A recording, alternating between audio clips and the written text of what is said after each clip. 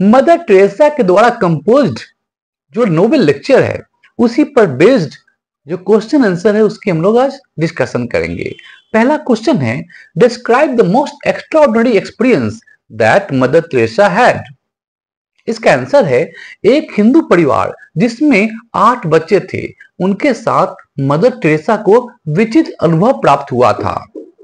एक सज्जन उसके पास आकर उसे इस परिवार के संबंध में जानकारी दिया।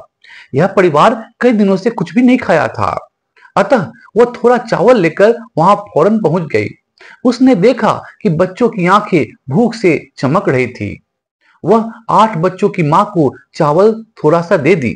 वो औरत चावल लेकर उसका भाग की और बाहर चली गई। वह जब वापस आई तो मदर ने उससे पूछा कि वह कहां गई थी और वह चावल क्या क्या की। वह जवाब दी कि वह एक मुस्लिम परिवार के पास गई थी जो उसी की तरह भूखा है। वे बांटकर खाने का आनंद उपभोग किए।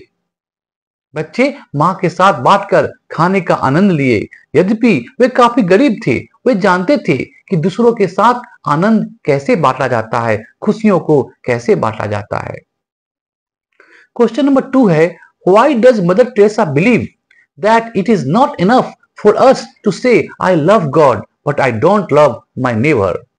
इसका आंसर है, मदर टेरेसा का मानना है कि हमारे लिए यह कहना कि हम भगवान से प्रेम करते हैं लेकिन अपने पड़ोसी से प्रेम नहीं करते उचित नहीं होगा, सही नहीं होगा। इसका कारण यह है कि हम भगवान को देखते नहीं हैं। बिना देखे हम भगवान से कैसे प्रेम कर सकते हैं। हम अपने पड़ोसी को देखते हैं, हम उनके साथ हमेशा होते हैं क्योंकि हम उनके साथ रहते हैं। हम अपने सुख दुख को पड़ोसी के साथ बांट सकते हैं, फिर भी हम पड़ोसी से प्यार नहीं करते। यदि मनुष्य के जीवन का यही तौर तरीका है तो हम भगवान से प्रेम नहीं कर सकते। यदि हम जोर देकर कहते हैं कि हम भगवान से प्रेम करते हैं, यह क्लेम, यह दावा झूठा है। सेंट जॉन का कहना था, वह व्यक्ति झूठा है जो कहता है कि वह भगवान से प्रेम करता है और वह अपने पड़ोसी से प्रेम नहीं करता। प्रेम का शुरुआत घर से होता है और तब यह घर की चारदीवारी के बाहर निकलता है, चारदीवारी के बाहर फैलता है। पड़ोसी हमारे दरवाजे के बगल का रहने वाला है। यदि हम उससे प्रेम नहीं करते तो हम भगवान से प्रेम नहीं कर सकते। यही सही बात है।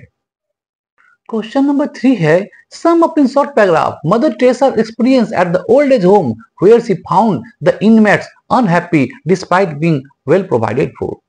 उन पैराग्राफ के द्वारा, छोटे से पैराग्राफ के द्वारा बताइए मदर टेरेसा का क्या अनुभव हुआ उस वृद्धा आश्रम में। एक दिन मदर टेरेसा को एक ओल्ड एज होम जाने का अवसर मिला।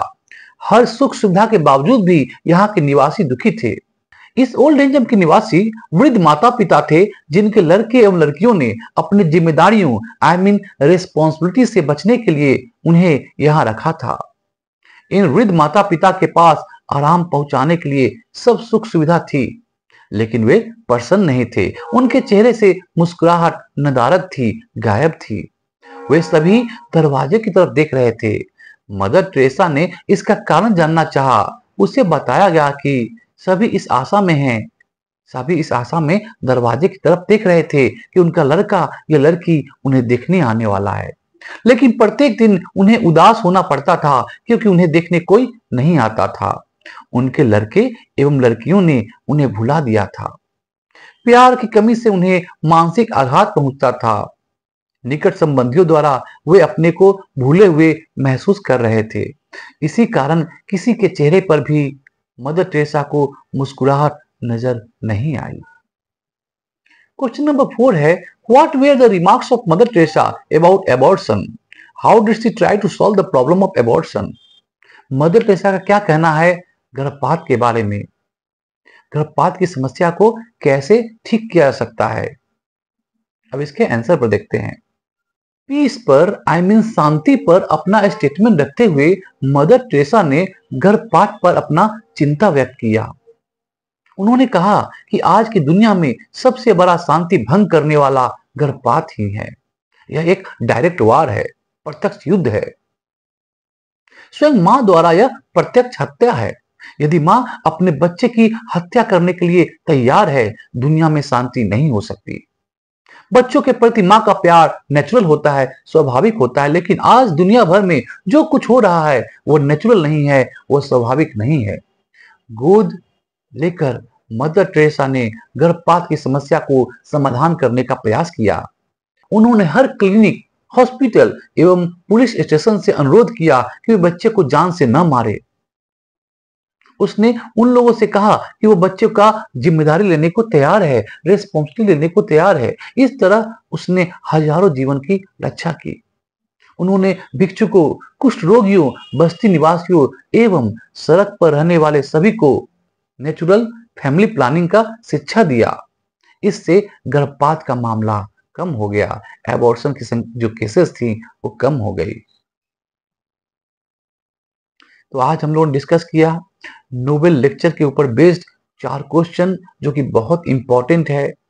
यह नोबेल लेक्चर मदर टेरेसा के दिए हुए लेक्चर का ही पार्ट है। इसे आप शेयर कीजिए और हमारे चैनल को सब्सक्राइब भी जरूर कीजिए। थैंक यू, धन्यवाद।